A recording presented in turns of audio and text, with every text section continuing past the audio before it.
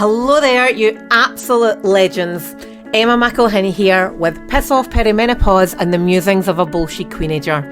I am here to ruin your misconceptions about perimenopause, fat loss, and kick midlife in the face. So if you think your 40s are a drag, think again. Because every week I am going to be stripping down the myths about perimenopause. I'm serving you raw, unfiltered truths about your health and smashing misconceptions about fat loss. And a whole lot more. So if you thought you knew midlife, you don't know the half of it. Aging is inevitable, but getting old is a choice. So buckle up, grab a glass of something yummy, and let's get to it. Right. Hello and welcome to the next episode of Piss Off Perimenopause and the musings of Rebel Queenager. And I have a Rebel Queenager here today. I have the lovely Alison Jenkins here today, who is a property advisor, investor, and a business coach too. So we are going to be talking about money, which is a topic that I love. I think for those of you that are regular listeners, you will know the journey that I have been over the years with money mindset and whatnot. I think many women in their 40s generationally have a lot of gnarly beliefs about money, and I think also a lot of women in Scotland have a lot of gnarly beliefs about money too. So anyway, we're going to be delving into some money and we're going to be talking about investing today. But before we do that, I am going to just say hi to Alison and ask her to introduce herself a little bit. So Alison, over to you. Hi, nice to be here. So I'm Alison. I'm a property investor. I've been investing for about 25 years now. And I'm also a business coach. And I guess one of the things about money is I didn't talk about it because you don't, do you? No, it's crass to talk about money, Alison. Yeah, and then various of my business clients would go, but do you do that property thing? So I'm now talking about what I do, and I guess kind of trying to tell people that it's okay. And as women, we don't shout about it when we've actually made successful investments and it's worked, and share how we could do it. So that's a bit of what I'm about. Yes, and also it's quite scary. It's quite a big topic, I think, isn't it? And I think it's can be, well, it obviously can be very, very complex and very confusing. And like this is one of the things that I'm really interested here about is we hear people saying, "Oh, it's not as hard as you think it is," or "It's not as complex as you think it is," but then they go on and just explain something really complex and really hard, and you're just like, "Well, you've just backed me up in my beliefs there as well." So it'll be interesting to hear what you've got to say today. Yeah, I mean, I think it isn't hard when you've done it, but I think it is, if you're buying a property, it's a big investment, whether it's your own home or whether it's an investment property. It's a big deal, and if you get it right, it's a brilliant investment, and if you get it wrong, it can be an awful investment. So there are a few rules that you need to kind of know, and if it ticks those boxes, it's good. So that's, I think, why people say it's good. But it's always easier if you've got somebody to bounce the ideas off and just go through the stuff with you. And even now, I have a little group of girlfriends, and we're all property investors, and we still bounce ideas off each other and go, does that really sound like a good deal? Have I missed anything? And that's nice. I think that camaraderie is great. Are you investing in residential property or commercial property, or does it matter? So I do a bit of both in my portfolio. I started with just straightforward long-term buy-to-lets. More recently, I've converted some of those into shorter-term property, and then I'm looking at HMOs, so homes of multiple occupancy. So really taking a house and then breaking it down into individual rooms, so kind of like studios within that. And that's partly driven by the affordability thing of being able to provide people with a nice space that they can live in that's a bit more affordable. And I am now just repurposing some of my pension into commercial property as well. So I have my finger in lots of pies. You certainly do. All right. So I think, one of the things that we were chatting about before I hit the record link, because we were talking a lot and all secret stuff. Before we hit record, and I was mentioning about how, I like most people listening to this will be in their 40s or their 50s. And it's almost like it's this shrugging of shoulders, oh well, it's a bit late for me to start doing anything. It's a bit late for me to start looking at investments. So from your point of view, I mean, you're obviously not 20, well, not obviously, but you're not 25. I know that. Like I've met No, her. I'm not 25 anymore. No. What would you say to somebody that says something like that? It's too late for me, or I'm too old, or it's too complicated. And especially if somebody's like starting from scratch, what would they do? So I guess there's kind of several different things. It doesn't need to be complicated. There are some basic rules and there's some basics you need to learn. And I would suggest that you learn those. One of the key ones being you need to have done your sums properly and make sure that if you're investing that it's going to actually bring you in some money and that you're not paying out every month. You actually want it to be paying you every month. So there's some basic rules you need to understand and learn. The other thing I would say is, though, that you might be surprised at where you have got assets or money that you can use. So one of mine is I went and looked at what my pension was worth, and it surprised me at what was in there. I'd kind of just written it off. And now I'm able to use that money in there as a pot to start going and investing in commercial property because it's sitting in a pension. And I think, it was always better to start 20 years ago, but actually today's is still a pretty good day to start. We live on an island. We've got more and more people needing property.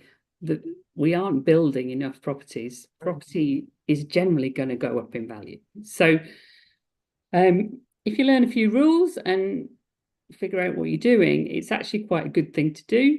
And I also think at our age, we've got more talents than we perhaps give ourselves credit for. And So, we have less fucks to give as well. There you go. yes, exactly. Exactly. I mean, somebody I was talking to recently, she's just going through a divorce. She's French. She's moved back to France. She likes property. And we were talking about her setting up a business to find properties in France for British people. So, and were you thinking about me at that point? Because one of my like ideal life goals would be to somehow live in France. Honestly, it's there you total go. But I think that's it. It's not just looking at it as an investment, but it's looking at it as how can this give me the life I want? So for her, her kids are all grown up and at uni and stuff. She wants to go back to France. She speaks brilliant English. She speaks brilliant French. So she can be that bridge and source properties. So I think within property, there's a lot of different ways to do it. And that can give you the life you want, which is probably more important. Yeah. How did you get into it? So I started way back because I had a little bit of money to invest, and my financial advisor said, there's this property and I've got 8 of them and I've got a good discount, but you have to come in together and we're going to buy 8. So he had 8 clients that all bought a little house in a row in Hackney in London. And at the time it was pretty much a no money down deal, which they talk about now, but all I had to pay was all the fees. So I bought the flat, but it had a discount on it, and then I remortgaged it up to 100%. So it was I didn't really understand what I was doing, but it kind of seemed a good idea at the time. I love how every single business owner that I know is just like, I didn't really have a clue at the beginning. I didn't really have a clue. I just tried something. So I did it, and then I started getting the check every month into my account, and I was like, oh, this is cool, isn't it? So I was like, then property prices went up, and then I figured out how to pull some money out of that, and I went and did it again. So yeah, I did it 2 or 3 times and just kind of kept on going. Nice. And I think part of it also was having the right team. So the people I worked with, they would find blocks of flats where developers were building flats, and they were giving the first few at a discount because they wanted to be able to say we've sold 20% Mm. or we've sold whatever. So also working as a group, we were able to buy a few together straight from developers. So that was how I got started. And then as the values grew, I then learned about different strategies. And I now buy stuff that I then refurbish. So I take it usually back to brick, and we can reconfigure it and add value. And that's when I also get to do my interior design bit and that funky bit, Creative which bit, I yeah. like to do. Yes. So Oh, that's really cool. Do you get your hands dirty? Do you go in there with a sledgehammer and no, make no, I stuff? do. Oh. I go around and take some pictures, and I do the mood board. I like to do that bit. So I do the mood board and the pictures and the color schemes, and then I give it to the guys to do the work. And do you then, for those types of ones, do you then like sell it on, or you're renting it out, or Most of them, so the ones we're generally renting out. Yeah, the ones I've been doing, the recent refurbs have been in Manchester, where I do short-term lets, basically focused on so they're big flats, 3 bedrooms and a big common space. And our target client is a group of women who want to go to something like the Spice Girls reunion concert. So they all get their own bedroom, but they have a nice space to drink their Prosecco before they go to the concert. And yeah, and that works really well. you've had so much fun with that mood board? Oh dear. Another thing that we were talking about is like our kind of age range and where we are in life. And I was talking about, how does like in this day and age, right, there's no point, like we're in this cost of living crisis, Yeah. yet there's still this kind of expectation, our kids are getting older, we might have to put them through university, like our parents are getting older, what's the care situation like? Do we have to pay for care for them? And like personally, I'm going through separation and divorce, and that means I'm going to have to sell my house and all that kind of stuff. So at a time in our lives where it can feel quite overwhelming with everything that's going on, we might have career changes, might be facing redundancy, all of these things. How do you speak to our kind of generation that says like it doesn't need to, I don't know what I'm trying, and not that it doesn't need to be hard, like it maybe as hard as maybe as easy, but does it have to be a lot of money? Like, does it have to be like there's no point in thinking this because I've only got a spare couple of thousand. Well, I think there's different. I mean, I have a freebie that you could sign up for, which will tell you different places to go and look for it. But let me give you a couple of things. Dangling the carrot, Alison. Right, I've got a freebie. I'll put it in the show notes for you. But I But mean, one of the you've got to one listen to of the this. things was the French lady I mentioned earlier. She's going, I've only got a small amount. She's again gone through divorce. She's got a bit of money, but it was that idea of, well, you can actually go and source properties and sell them to people who've got money and they want to invest, but they haven't got any time. So that gets her doing the things she likes. She's interested in property. And in that sourcing, she might find one that she likes that she can do the work on with her pot of money. So you don't have to be always the one investing. I You like the could be sound the of being that one, middleman. yeah, you could be the one who goes and finds the property and sells it, and you would charge a fee for that.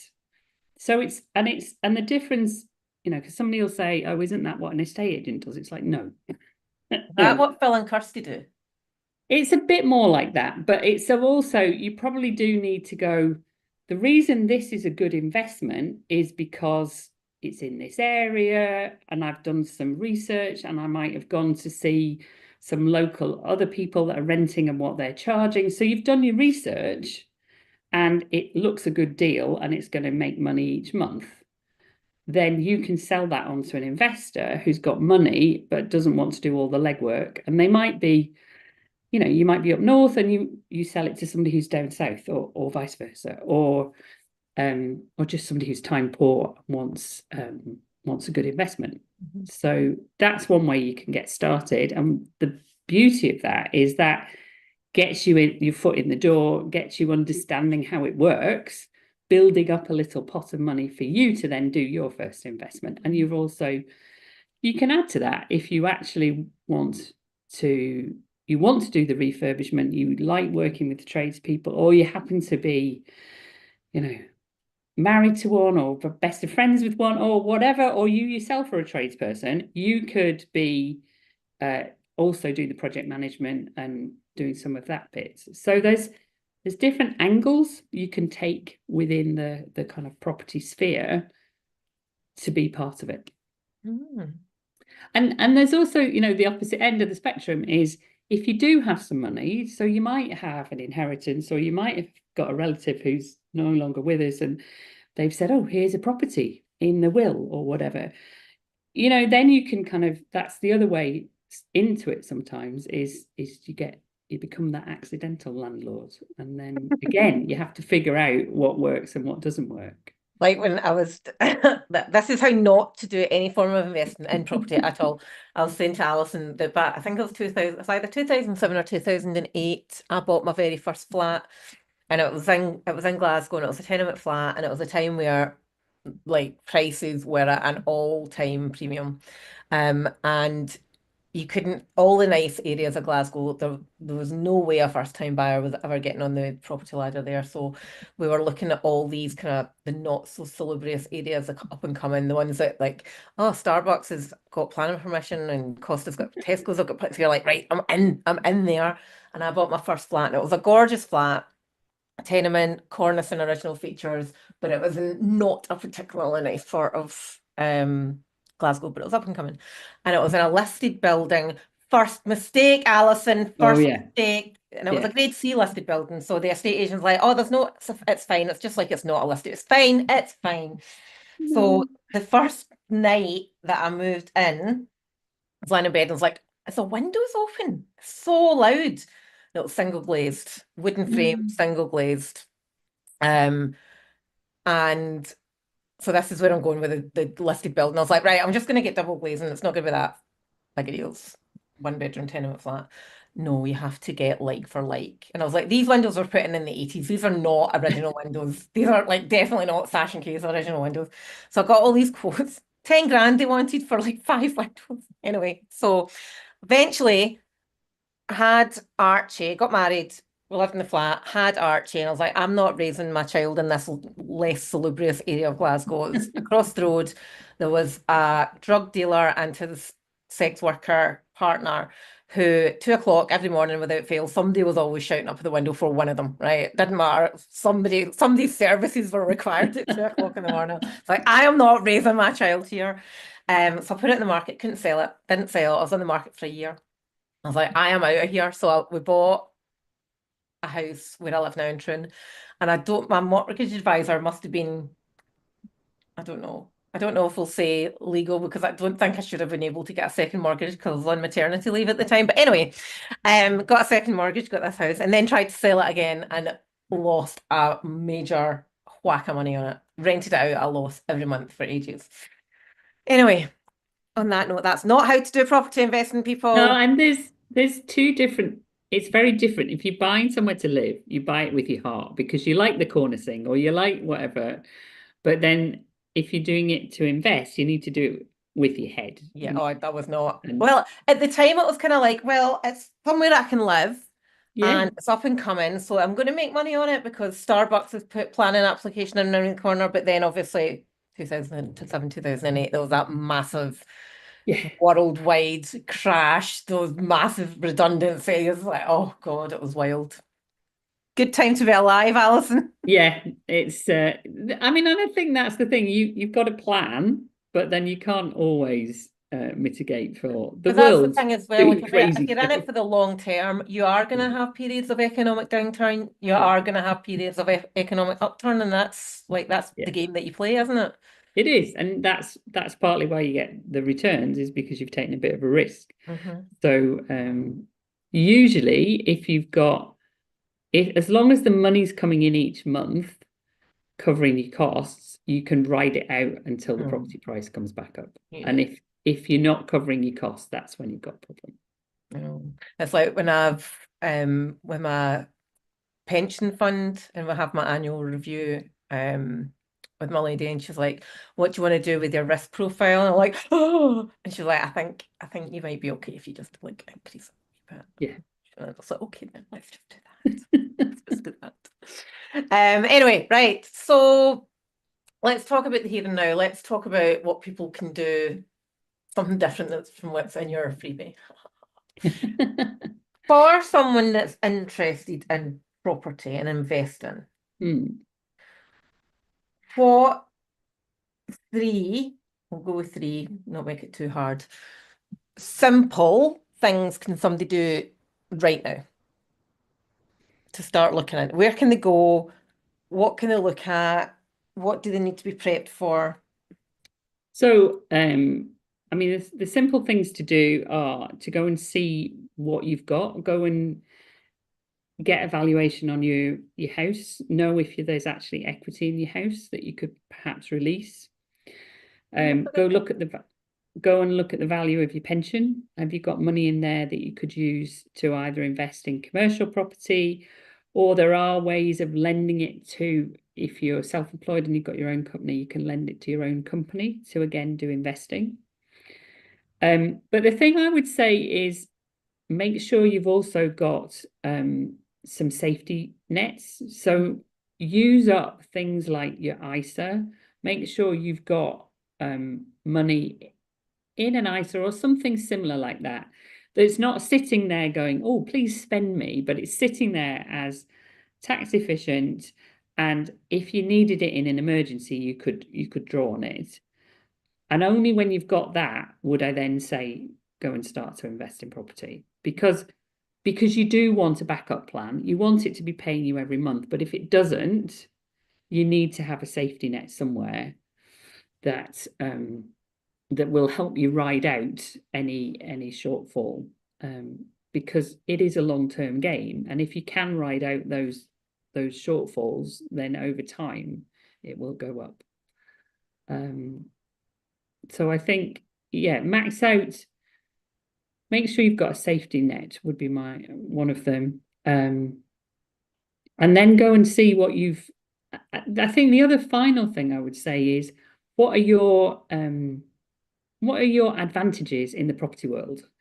So, do you live in a place that people want to be? If people are living in the south, quite often they want to invest in the north because the rental returns are much better, because house prices are cheaper and rents aren't that much different. So the return on your money is much better.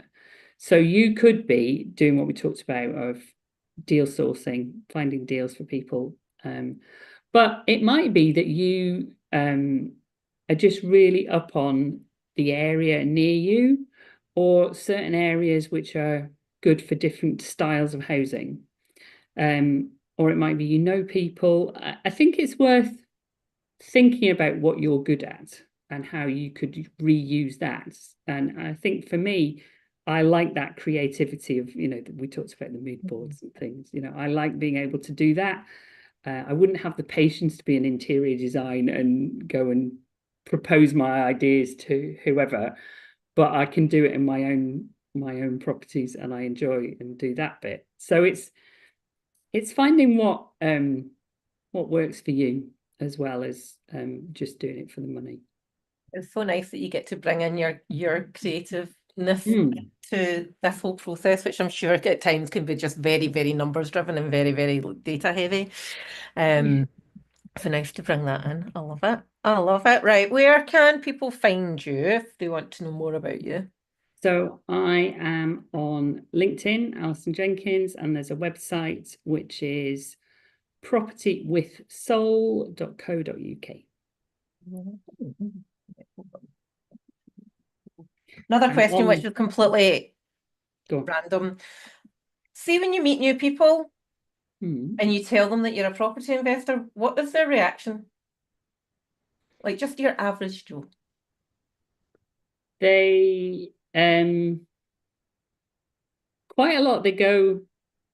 The question I get asked is, how much money do I need to start investing? That's always the. What's your answer? Bet you it depends. It depends, and it's probably less than you think. I would say if you've got over 30,000, then yeah. Maybe I don't sell my house. Maybe I just take some of the equity out of it. And oh no, they wouldn't like that. then you have to remortgage. Yeah,